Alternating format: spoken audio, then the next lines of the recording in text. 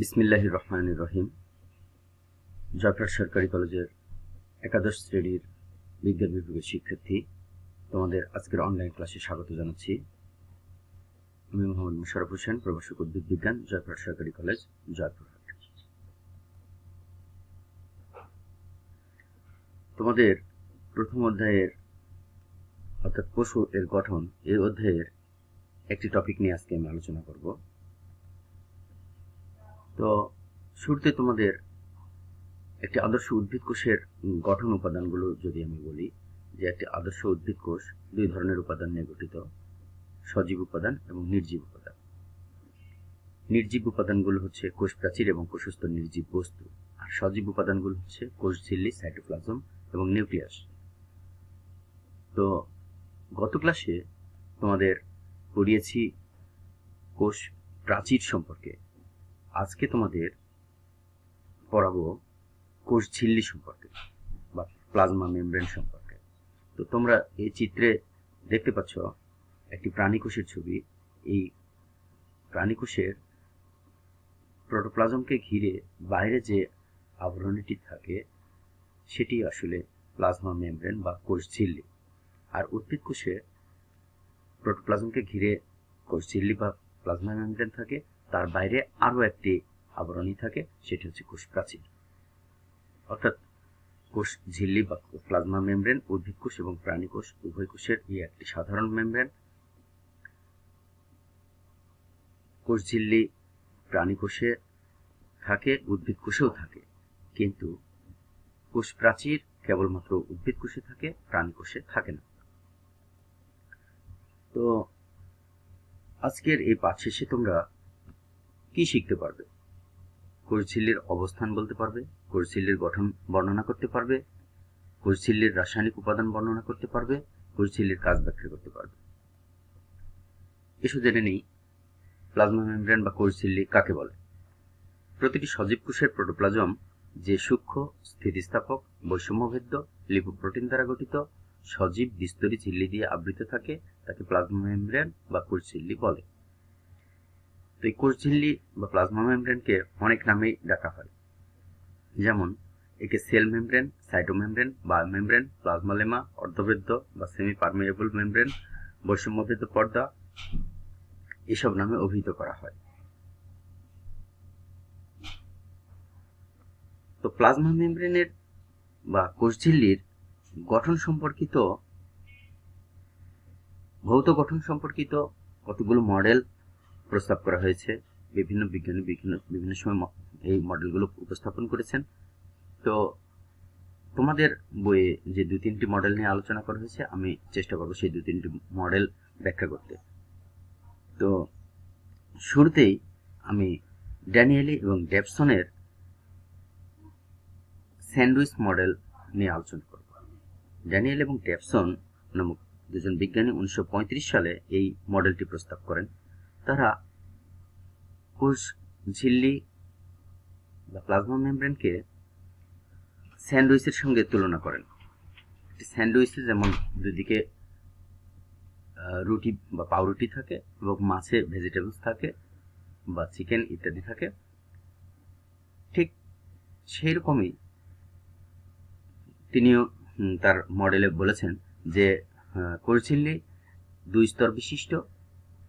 এই দুটি স্তরের দুই প্রান্তের দিকে, দুই মেরুর দিকে, বিপরীত দিকে থাকে হচ্ছে প্রোটিনের স্তর, যেটা ঠিক পাউরুটির সঙ্গে তুলনা করা যায়, যে দুই পাশে থাকবে প্রোটিনের স্তর আর মাঝে থাকবে লিপিডের স্তর।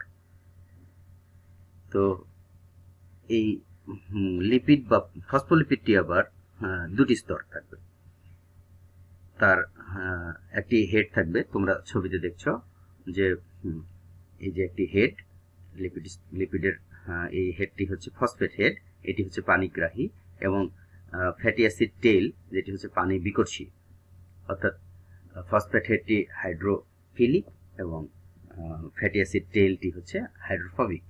এই টেইল দুটি আবার পরস্পরের মুখোমুখি অবস্থান করে। তো যাই হোক, আমরা স্যান্ডউইচ মডেল দেখলাম যে দুটি প্রোটিন স্তর দুই প্রান্তে থাকবে এবং মাঝখানে থাকবে হচ্ছে ফসফোলিপিড এর বাইলেয়ার। এটি হচ্ছে স্যান্ডউইচ মডেল।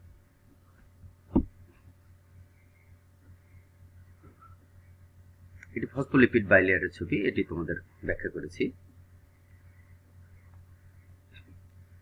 এরপর আরেকটি মডেল নিয়ে কথা বলবো, যেটি আধুনিক এবং সবচেয়ে গ্রহণীয় মডেল হিসেবে স্বীকৃত এবং প্রকৃতপক্ষে বর্তমানে জানা গেছে যে কোষ ঝিল্লি বা প্লাজমা মেমব্রেন মূলত এই ফ্লুইড মোজাইক মডেল অনুযায়ী গঠিত।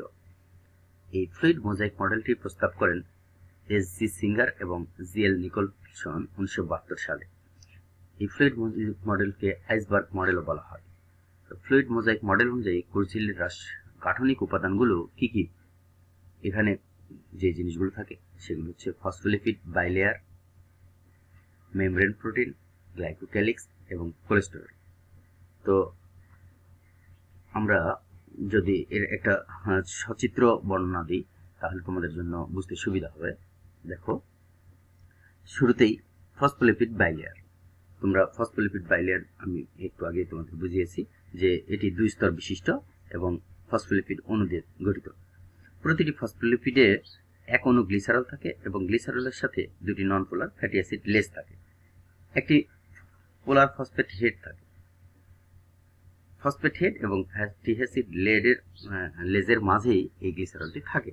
অর্থাৎ তোমাদের একটু আগেও আমি এই ফসফোলিপিড বাইলেয়ারটা বুঝিয়েছি যে একটি এই যে গোল দেখা যাচ্ছে, এটি হচ্ছে, এগুলো হচ্ছে ফসফেট হেড, আর এর হচ্ছে পানিগ্রাহী, আর এই যে ফ্যাটি অ্যাসিড যে টেইল বা লেজ, এগুলো হচ্ছে পানি বিকর্ষী।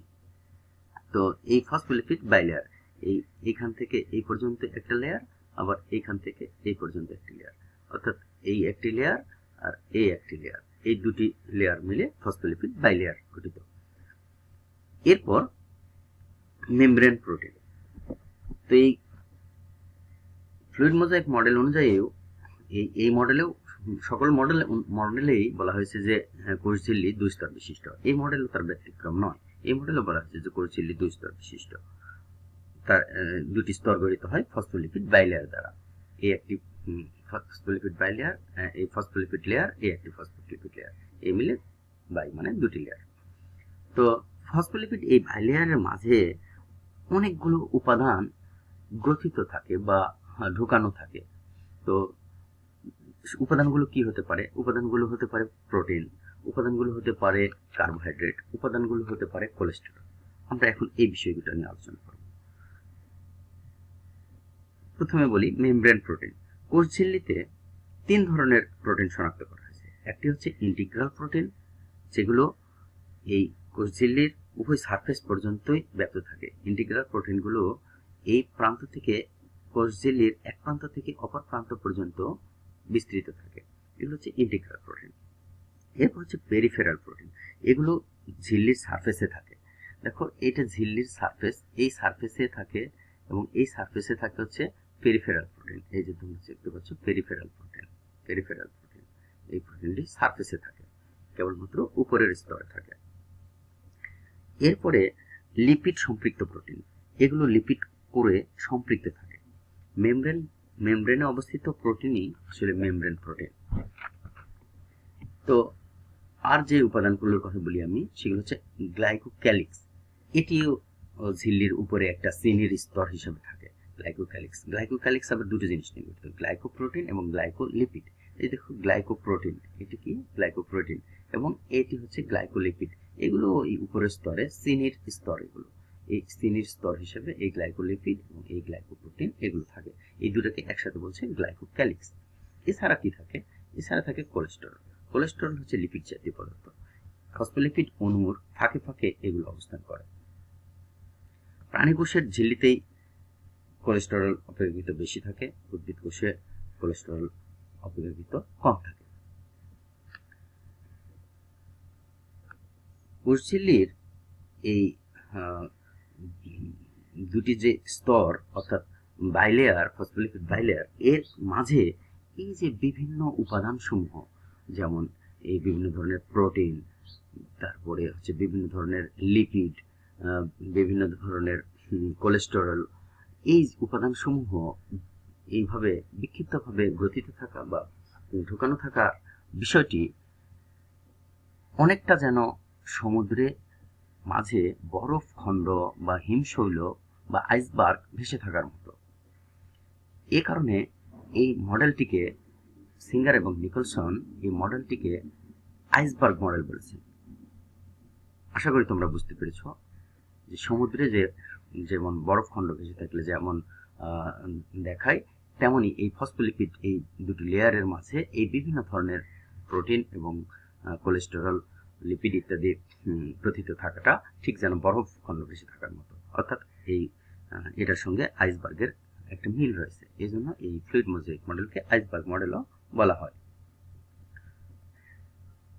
তো আমরা আরেকবার ফ্লুইড মোজাইক মডেল নিয়ে একটু তোমাদের বলি, তোমাদের বুঝতে সুবিধা হয় যেন। এখানে যে উপাদানসমূহ থাকে সেই উপাদানসমূহ স্থির থাকে না। এই ফ্লুইড মোজাইক মডেলটা এটা আসলে দেখতে মোজাইকের মতো দেখায়, অর্থাৎ মোজাইক করা মেঝে যেমন দেখায় ঠিক সেই রকম দেখায়, আবার আইসবার্গের মতো দেখায়।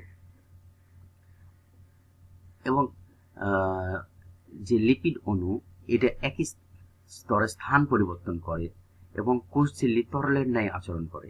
এই জন্য এই কোষঝিল্লিকে বর্তমানে গবেষণায় যেহেতু এরা তরলের ন্যায় আচরণ করে, এজন্য এদের এই মুভমেন্টটা ফ্লিপ ফ্লপ মুভমেন্ট হিসেবে গণ্য করা হয়। আসলে এই তথ্যগুলো যেগুলো তোমাদের বলছি, এগুলো ফ্লুইড মোজাইক মডেলকে সমর্থন করে বিশেষভাবে। এবং অন্যান্য যে উপাদানসমূহ এগুলো লিপিড বাইলেয়ার তথা ফসফোলিপিডে ভেসে থাকে। এবার আমরা জানব কোষঝিল্লির রাসায়নিক উপাদান। কোষঝিল্লির রাসায়নিক উপাদানগুলোকে আমরা বিশ্লেষণ করলে দেখতে পাই যে কোষঝিল্লিতে প্রোটিন, লিপিড এবং কতক ক্ষেত্রে পলিস্যাকারাইড থাকে। প্রোটিনগুলোর মধ্যে আবার এনজাইম এবং বাহক অণু থাকে। কোষঝিল্লির মোট শুষ্ক ওজনের 75% থাকে হচ্ছে লিপিড। লিপিড ফসফোলিপিড হিসেবে থাকে। ফসফোলিপিডের অর্ধেকের বেশি থাকে লেসিথিন। কোষঝিল্লির কাজ, আমরা কোষঝিল্লির কাজ সম্পর্কে এখন জানব। কোষঝিল্লি আসলে কোষের ভিতরে সব বস্তুকে ঘিরে রাখে, বাইরের প্রতিকূল অবস্থা থেকে অভ্যন্তরীণ বিভিন্ন বস্তুকে রক্ষা করে, যেমন কোষীয় অঙ্গাণু বা সাইটোপ্লাজম অঙ্গাণু, নিউক্লিয়াস ইত্যাদিকে রক্ষা করে। এর মধ্য দিয়ে বস্তুর আদান প্রদান অর্থাৎ স্থানান্তর এবং ব্যাপন নিয়ন্ত্রিত হয়। এটি একটি সেমি পারমিয়েবল মেমব্রেন বা বৈষম্য ভেদ্য পর্দা। কোনো কোনো বস্তুকে কোষের ভিতরে ঢুকতে দিবে, আবার কোনো কোনো বস্তুকে কোষের ভিতরে ঢুকতে দিবে না। কিছু বস্তুকে কোষের বাইরে যেতে দিবে, কিছু বস্তুকে কোষের বাইরে যেতে দিবে না, অর্থাৎ বৈষম্য করবে। এটি একটি কাঠামো হিসেবে কাজ করে যাতে বিশেষ এনজাইম বিন্যস্ত থাকতে পারে। পারস্পরিক বন্ধন, চলন, বৃদ্ধি ইত্যাদি কাজেও কোষঝিল্লির ভূমিকা রয়েছে। তো আশা করি তোমরা ক্লাসটি উপভোগ করেছো। পরবর্তীতে নতুন কোনো টপিক নিয়ে তোমাদের সামনে আসবো। সে পর্যন্ত সবাই ভালো থাকো, নিরাপদে থাকো, সেই শুভকামনায় আজকের মতো এখানে শেষ করছি। ধন্যবাদ।